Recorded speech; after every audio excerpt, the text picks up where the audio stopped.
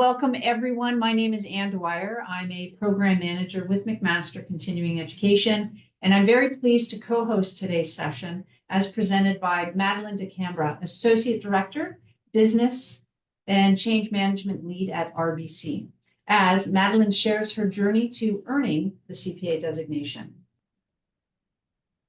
I would like to acknowledge and recognize that McMaster Continuing Education is located on the traditional territories of the Mississauga and Haudenosaunee nations and within the lands protected by the Dish with One Spoon Wampum Agreement.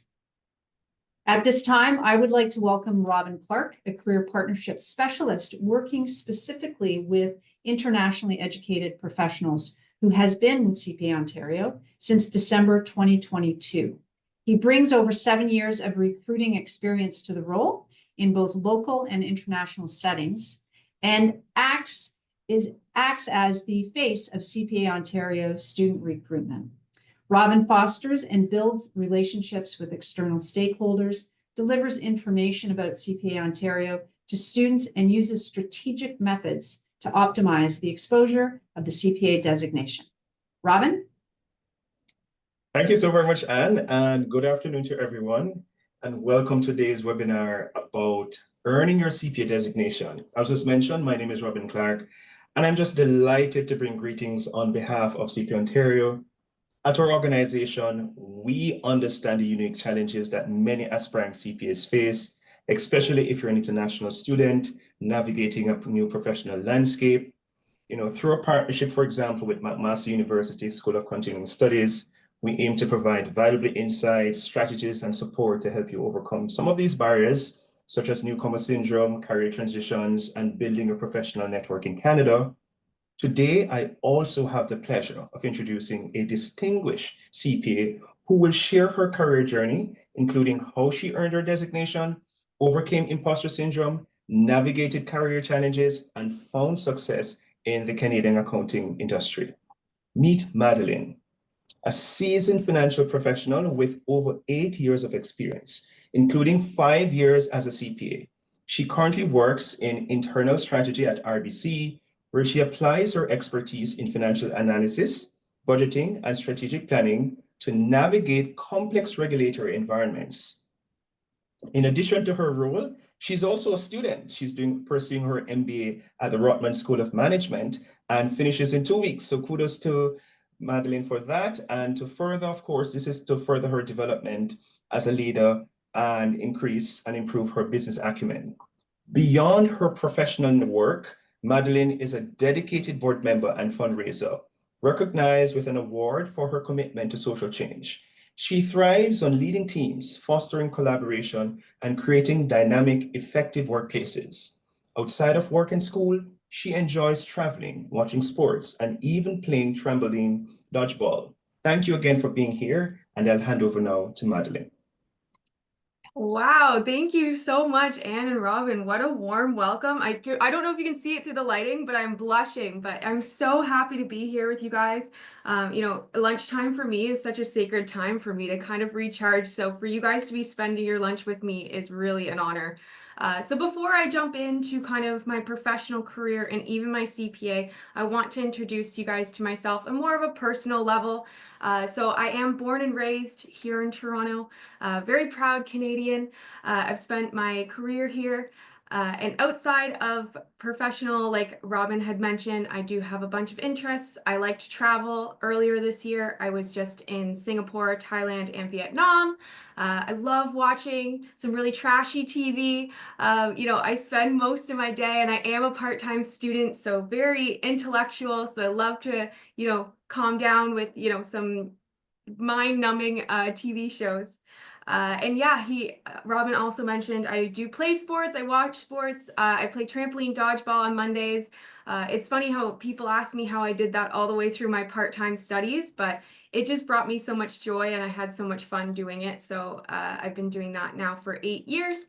And in addition to that, I am currently training to ride 200 kilometers from Toronto to Niagara Falls for the Ride to Conquer Cancer. I'll actually be staying overnight at McMaster, so really excited for that. But that's coming up in June, so that's my current kind of passion project. So as mentioned, I'm very passionate about community impact, giving back to the community, anything I can there. And of course, making finance easy and accessible for everybody is something that's a really, really near and dear to my heart. So let's jump into my professional journey. So next slide. Thank you. Okay, so this slide is really overwhelming for me, but don't worry, I'm going to walk through it one by one at a time. So this is my career journey. It looks a little bit, like a mess, but I promise that as I walk through it, it will make more sense. So right off the bat, I went to Western University for my undergrad. I actually started in finance. I was in biomed. I'm not sure what I was doing there, but looking back now, it was very obvious it wasn't for me, but I did my first year in science. And I specifically went to a larger school like Western because I wanted the ability to pivot because I wasn't sure about science. So good thing I did because I pivoted into accounting and finished with my undergrad in accounting. After that, I still wasn't sure about accounting or finance. So I went and started as a corporate management trainee at Kraft Heinz. So the program was a rotational program. So what they did was they trained us in all areas of the business: supply chain, HR, marketing, sales, everything. So I thought it was a good opportunity for me to look around and see if I did want to stay in finance. Long story short, I started in July and I ended up signing up for my CPA in November. So very quickly, I realized that numbers were for me and numbers were my home. I'll also get into a few more reasons why I chose my CPA. But it was very clear that, in this day and age, Canada is one of the most educated countries in the world, right? So just having an undergrad is simply not enough. So I found myself back in finance and wanted to jump in head first. So I signed up for my CPA that November. I will say I did it. So Kraft Heinz didn't have a formal CPA program or even a community. Luckily, I had a friend there who had done it the year before, but there wasn't really that sort of community. If anything, I would say they were not overly supportive. But nonetheless, I am very stubborn, so I prevailed. I did the part-time program, which ended up being about 18 months through my time at Kraft. So I'm not gonna lie, it's very challenging. I'm still a part-time student to this day. We'll get there, but it definitely is challenging, and especially at that point, we were working 5 days a week in office back in my day when we were in office all the time. So it was definitely very challenging, but well worth it. So when I finished my CPA, I wrote my CFE in September 2018. And then received it in 2019 when I got my work hours. I decided that I wanted to change. So what I was looking for in my next move was I wanted a more traditional accounting role. So I think the CPA does a really, really good job of the cases and really preparing you for things. But I still wanted to, have that experience in a role. So that's what attracted me to SiriusXM. SiriusXM, if you don't know, it's car radio. They'll probably kill me for saying that, but it's when you get a new car, you get a free trial. But of course, they do now have an app and everything like that. But that's kind of where they started. So they are a media and broadcast company. So I joined as the manager of financial planning and analysis. And quite frankly, it was exactly what I was looking for at that time. I was running the balance sheet, the P&L, the cash flow, CapEx. All those fun things that we learn about in our CPAs. So I spent 3 years there. Unfortunately, 2.5 of those years was in the pandemic. So you can imagine that, SiriusXM is really based off of car sales. And you might remember, right off the bat, everybody was scared. So car sales plummeted. And then, of course, they came back because everybody moved out. So very tumultuous time to be the main forecaster at the company. But quite honestly, I really enjoyed, that kind of challenge. But of course, you might remember we were isolated, and I'm not the type of person that likes being bored, as you can tell from all my part-time schooling. So actually, I decided to open up my own kind of accounting company. So I started doing freelance accounting on the side. I was doing bookkeeping, HST returns, personal returns, corporate returns, and that sort of thing. So I had just a few clients, like steady clients, and then the other ones would kind of come and go. And for me, it was just a way to kind of test the waters, see if that's something I wanted to do. And I would say I do feel like, I don't want to spoil anything from my further slides, but, the CPA really opened those doors for me that I'm able to jump industries and jump into working for myself, right? So I did try the freelance accounting. I don't do it so much anymore. I kind of stopped last summer. It got a little much with school. But it was something that I tried, and quite honestly, I could see a future if I really wanted to, kind of focus in that. But I wanted to try it, and I did. And it got me through the pandemic and a little extra pocket change. So it was a good experience. So after about 3 years at Sirius, my time there was coming to an end. And one of the things that I really had wanted to do at Kraft that I didn't get a chance to do was go into category finance. So I was very lucky that this role at P&G came up of finance manager in category finance. So I was really excited to be able to pivot back into CPG and explore a role that I didn't get a chance to explore before. So I started at P&G in the fem care category. Probably one of my best roles, to be honest, so far. I thoroughly enjoyed a lot of aspects of it, but it was nice to be so close to the consumer. I really do like CPG. It was very similar to Kraft, so I kind of got to go back to what I had learned in the beginning and really stretch those limits. 2 weeks after I started at P&G, I started my MBA. Wouldn't recommend starting so quickly, but life happens, and that's how it worked out. So I started my MBA at Rotman in August 2022.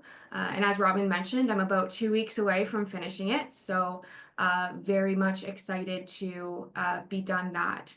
And the thing with the MBA is it's interesting because I remember I have a very distinct memory of putting my books away after finishing the CFE, and I was very tired, as you can imagine, and remember thinking that I wasn't done with schooling. So I did think that I was going to do my MBA for probably most of my career.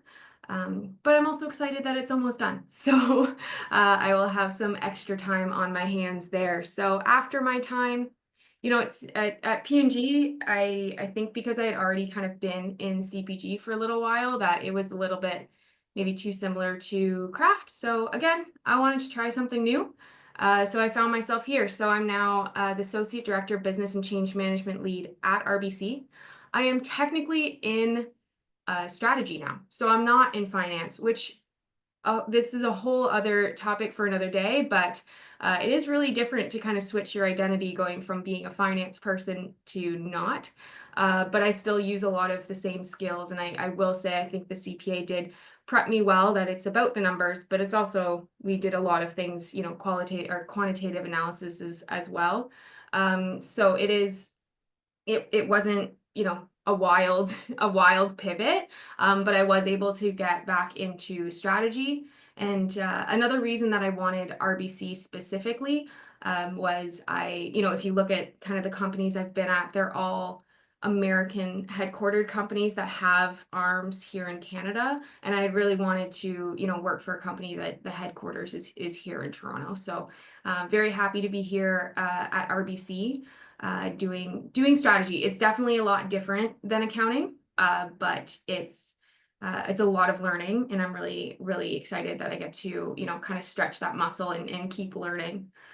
So some big takeaways, other than just like, obviously I have some fun stories about all the companies I've been at, but some key takeaways for my career journey. One, there's a lot of pivoting here, right? I started in science, pivoted to accounting. Didn't really even go into finance, ended up in finance, pivoted to another industry, pivoted to another industry. It's a lot of movement. And I don't think I would have been able to do that without my CPA. I don't even know if I would be able to do that with only an MBA. I think that CPA really, when you're going in and interviewing, it really gives people the confidence that not just that you know numbers, which is huge, especially in this economy, but also that you're not scared of numbers, but you're also willing to learn and willing to stretch yourself. You know, nobody thinks the CPA program is easy. It's not easy. It's a lot of time management and skills on your side, right? So I think this having the CPA signals so much to the employer, even more than just, like I said, you know, numbers. So the ability to pivot, and I won't lie, I'm sure I'm going to keep pivoting. Maybe tomorrow I'm going to reopen a small business. Maybe I'm going to go work for a university. I don't know, but I have that ability to keep pivoting, and I owe that to my CPA. The second one I'd say as a takeaway from this kind of story, I felt for the most part that I've been relatively in control of my career. I don't know how many people can kind of say that. And look, I don't want to paint, you know, a nice, fun picture that everything's been jolly and merry. There's definitely been hard times, and I'm sure I would have quite an impressive list of companies that I have been rejected from too. But in this case, like I distinctly chose these companies and chose these roles because I was looking for specific skill sets to round myself out. And it was really choiceful. And I do feel like I was in control for the most part. Like I said, we get rejected, some opportunities don't work out. But for the most part, it was me seeking these companies or seeking these skill sets and then going out to get them. So that was huge. And again, don't think I'd be able to do that with my CPA. And then the last thing, you know, something that comes up a lot, I thought I was alone in this, and then I brought it up actually at a CPA event, and it sounds like I'm not alone in it, but there's no firm on here, right? There's no Big Four, there's no that kind of thing. And I think a lot of people, you know, we're kind of forced to think that that's the only way to be a CPA, and it's really not. You know, every career journey is going to look different. It might include a auditing firm or a Big Four, it might not, and that's okay. I'm just as much as a CPA as everybody else, you know. So I think not beating yourself up, because I remember, especially at Craft and Sirius in my early days, being like, am I really a CPA? Like, you know, is this true? Because I didn't go that traditional path. I didn't do the Big Four route. But like I said, every career journey looks different, and this is my story, and this is how it's turned out, and I'm very proud of the journey so far. Next slide, please. So kind of going into that, I'm just going to deep dive a little further into why I chose my CPA way back when. And obviously, you know, it sounded like it was a pretty quick decision on my part, but the day I started at Craft, I knew I needed more education, whether that was a master's or CFA, CPA. I knew I needed more. So right off the bat, it was pretty obvious that just having my undergrad was not going to be enough. Like I said, you know, don't get me wrong, a lot of people have long, successful careers with their undergrad. I don't think it's 100% mandatory, but for me, it was, you know, for me to be competitive, especially if I was going to stay in finance, a CPA / any additional education was really important. So right off the bat, I knew I needed more. Right away, the two that kind of spoke to me the most was an MBA or a CPA, which is funny now because I almost have both. But right away, I was like, okay, MBA, CPA. You know, to be quite frank, the ROI on your CPA, I don't have the numbers. I should write out the numbers, but much higher than my MBA. I don't have the MBA yet, so I guess I don't have accurate data, but my CPA has paid for itself time and time again. So it definitely was the most cost-effective route for me and the highest ROI right off the bat. You know, the MBA, especially with MBAs, it's a lot more about, you know, what school you go to, and the price tag's a lot higher. So for me, CPA was just more cost effective and just kind of made sense for the time I was in my life. So that's why I kind of had narrowed it down right away. I also had two mentors at Craft, actually 3, and they were CPAs. And I remember just really admiring the skills that they had. So they'd come into a room, they were very commanding. Everybody trusted what they said. When they said a number, they meant a number. You know, they had that skill set, that curiosity to be able to, you know, deliver the financials and really solve problems. And I thought, wow, I want to be like that one day. So that was a big help. And they also, all 3 of them really helped me to make that decision. Obviously, they had already made that decision as well. So talking with them, understanding their journey, all of that was really, really helpful. One of them actually ended up becoming my CPA mentor, like my official CPA mentor, and is still my mentor to this day. So I really admired what they brought to the table, and I wanted to be just like them. So I went and got my CPA. And then last one, you know, I'm not going to make any promises. I'm not going to make any, you know, say that you're never going to be without a job, but I do feel like there's kind of a heightened level of job security.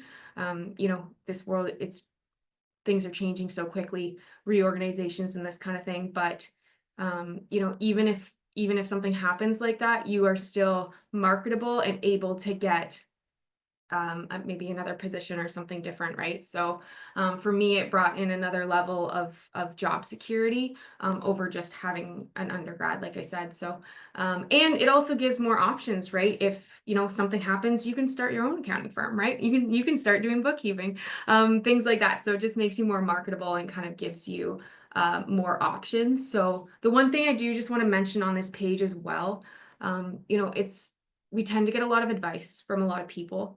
And I'm specifically not saying you should get your CPA because it has to be a personal choice. That's quite the commitment. It's quite a lot of time. Again, I know I've been a part-time student for 5 years. So if you're not on board, it's not going to be successful, right? So it's not something that your friends want you to do or you have pressure. No, you have to jump in wholeheartedly and do it.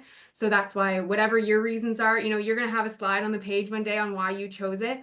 Whatever those reasons are, you really have to, you know, you have to be the one that's really buying in because it's an extensive program. And you have to be making that decision because you won't be successful if you're doing it for someone else. So next slide, please. Oh, imposter syndrome. Okay, so this one is an interesting one. Imposter syndrome, like first off, I think, you know, everybody has it. I'm so glad we've started talking about these things a lot more than I feel like we even did at the beginning of my career. Right off the bat, I just want to say I don't think that all imposter syndrome is bad. I have been in roles where I don't have imposter syndrome.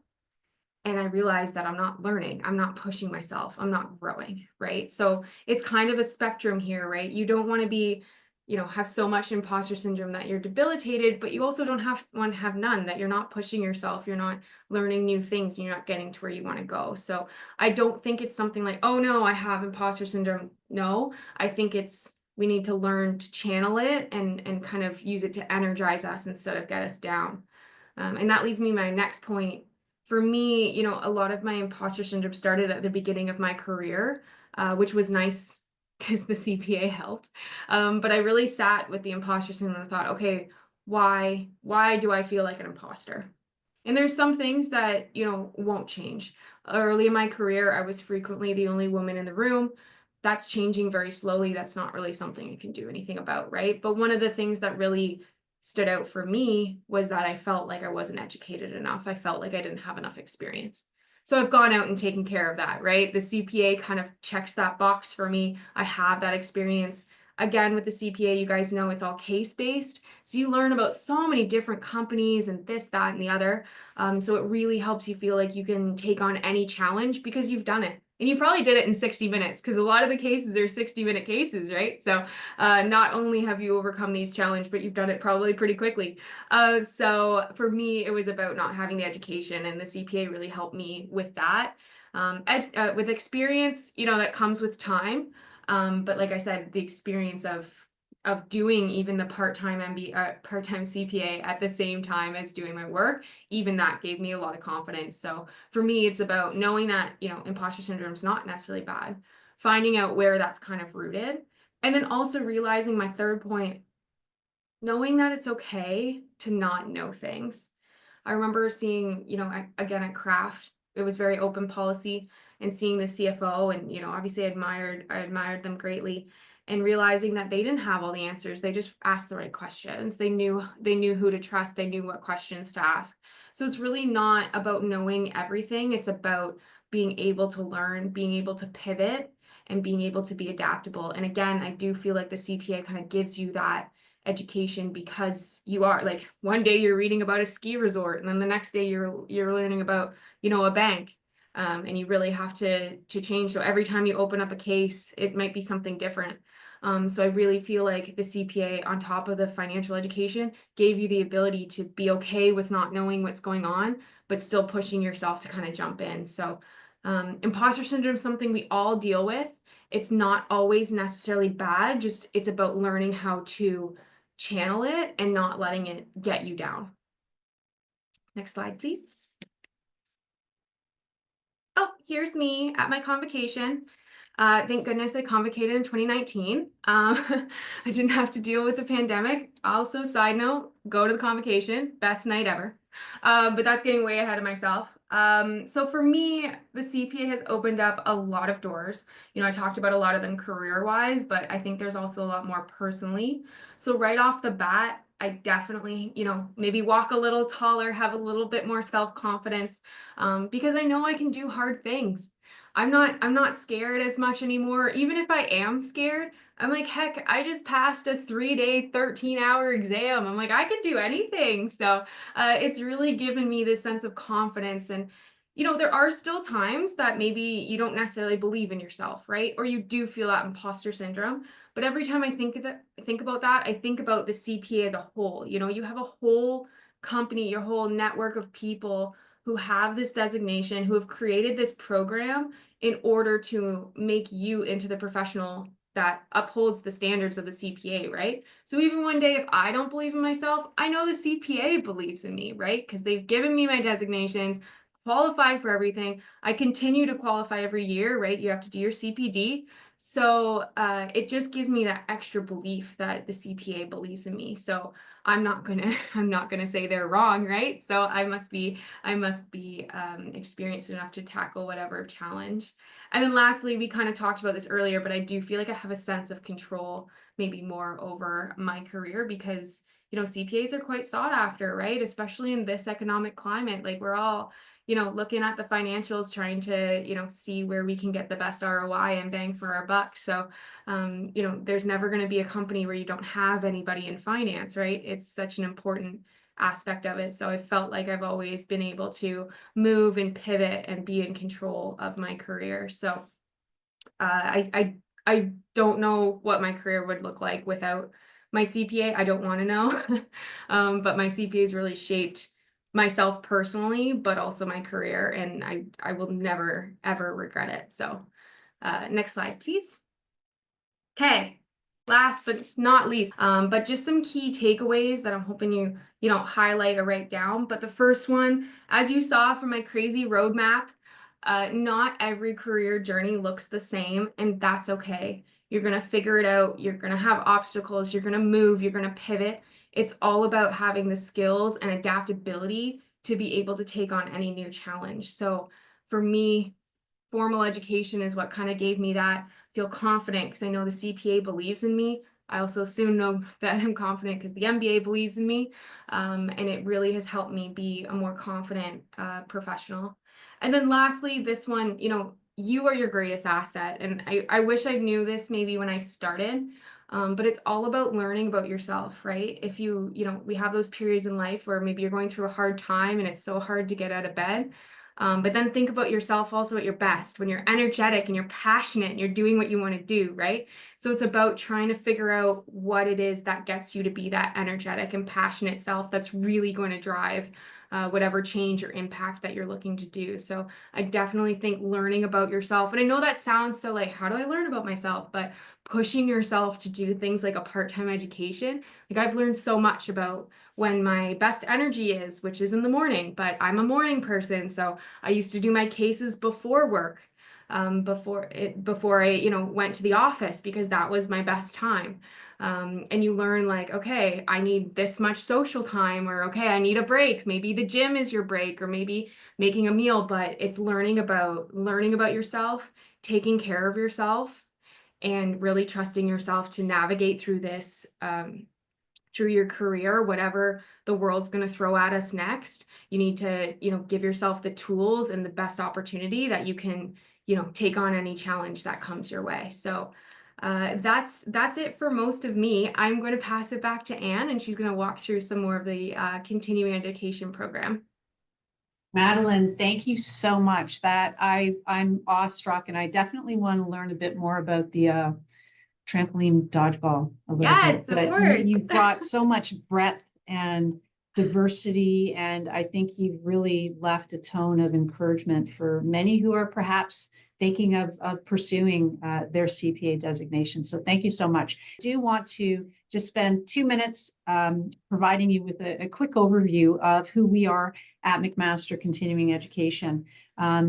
We, in partnership with our DeGroote School of Business, with industry leaders, and with professional associations such as CPA, developed programming that suits the needs of individuals, mostly those who are looking to pursue a career in accounting, and many of whom are pursuing their CPA designation or RPA designation.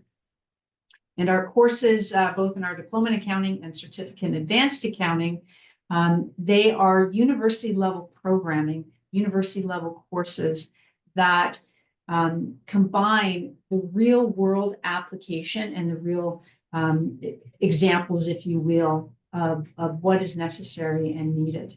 And by and large, our accounting courses are taught by CPAs, and they are practitioners in the field. So in addition to covering the content and the theory that's expected within a university level course, they bring the more practical and applied.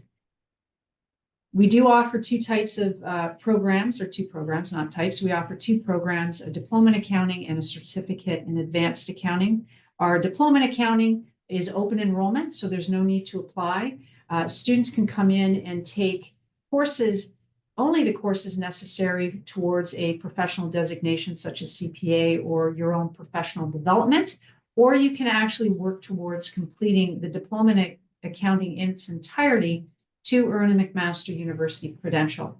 In addition, we offer a certificate in advanced accounting, which is similar to the diploma in that it's open enrollment, and you can take any number of courses that you need towards your external accreditation or professional development. But the certificate in advanced accounting is only open to those who have covered foundation studies in accounting prior to beginning the program here at McMaster.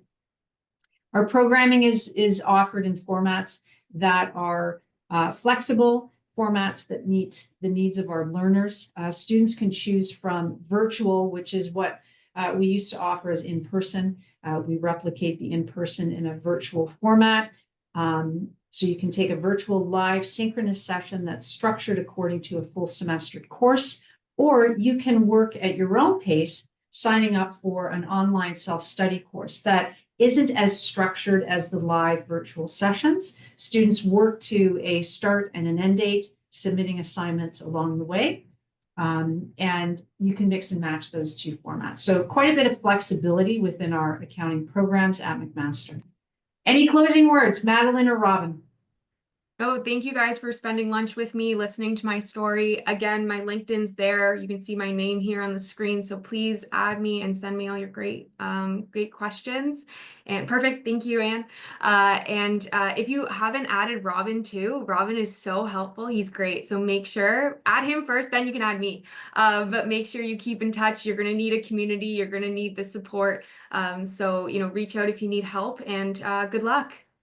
And I'll just say, echo Madeline's sentiment, thank you so very much. And I must say thank you to McMaster as well, to Anne and her team, just for this kind of collaboration. This is what it means to just lift, students up and just put them on the right path. So thank you so very much, everyone, for spending your lunch with me. Thank you. Have a great day, everyone. Bye, everyone.